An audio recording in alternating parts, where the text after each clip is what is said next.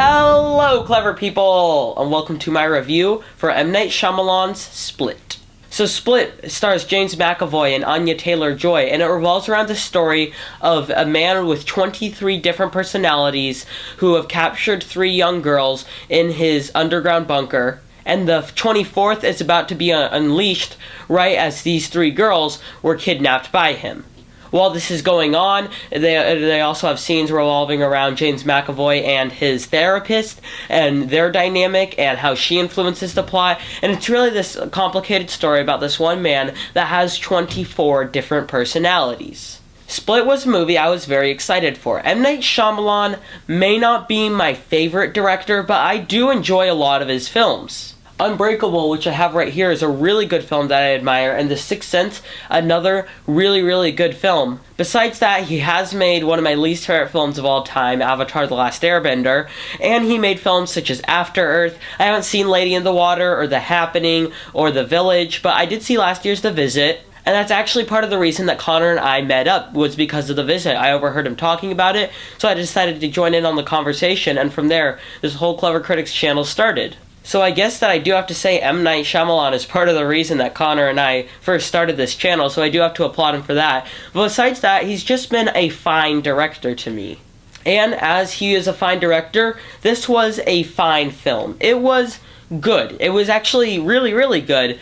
However, it was lacking in a lot of areas. For one, the development in this film feels so scatterbrained, so random, it comes at the most random of times. It almost felt as if this film had no development for any characters, and then last second M. Night shot some things, and then just randomly put them in there. There's scenes of the main character's backstory, who is played by Anya Taylor-Joy, and they sort of feel just randomly put in there. It sort of feels like, oh, this is right here, we should put it in here, and then it cuts back to something completely unrelated, and it doesn't have to do with anything going on in the story. You later realize that she was abused, and that's part of the reason why she is so smart, why she is so separated from society, and why she is calm in a situation like this, which was very well done. However, that does not mean that the development did not feel forced. Also, parts of this film can drag, and parts of it do the opposite. There's certain things that are glossed over to an extreme extent, like a Skype call or a talk between James McAvoy and the therapist. And besides that, there are other things that are very important to the plot that sort of just speed by very quickly, and I don't really understand the reason behind that. Overall, the editing, I believe, is to blame for most of my issues, because it can drag and go on for too long, and the development just feels so randomly put in there. Besides that, I did actually very much enjoy Split. It was a very well acted movie from the 2 leads. Honestly, if this was coming out around October and November, or if it had a limited run in December and, a large release in January, which it should have done, I believe that James McAvoy and Anya Taylor-Joy would both at least be in talks for getting an Oscar nomination for their performances. Anya Taylor-Joy does not play cliched, oh, I'm scared, I don't know what to do. She plays a very smart character who's also very scared of the events going on. She very easily could have overacted, but she did not. The scenes where she's crying, the scenes where she's giving off a lot of emotion are very well done, and I have to applaud her for her performance. I hear that she's very good in The Witch, which I have not seen, but besides that, I hope that she does more and more, and eventually she can start becoming a household name, because if she's this young and this good, she's got a lot ahead of her. And of course, James McAvoy is terrific at this performance.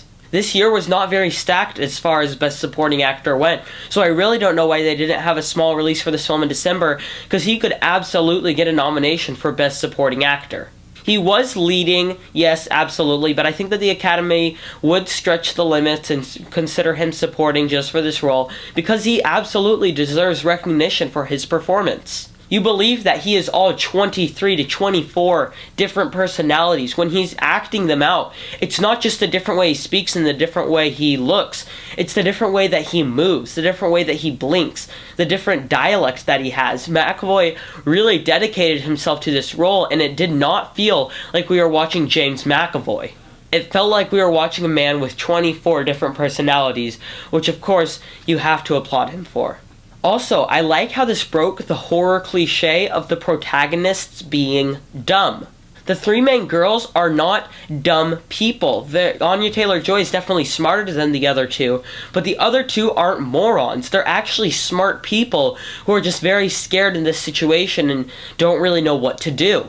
Were they uninteresting characters? Yes. And did the two actresses that played them not do fantastically? Sure. However, I really like how they weren't morons, and how these two characters were just very scared, and that's part of the reason why they are so paranoid in this situation.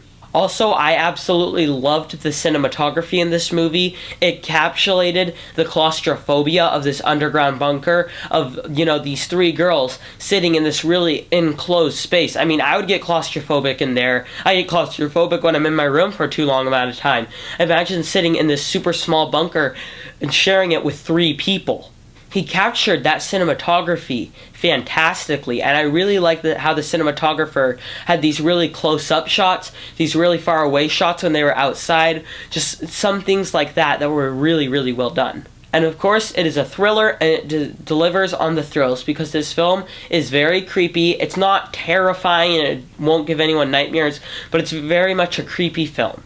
And of course, I like the ending. No spoilers, I promise, but I did really enjoy how it was incorporated, and it fit very well with the story.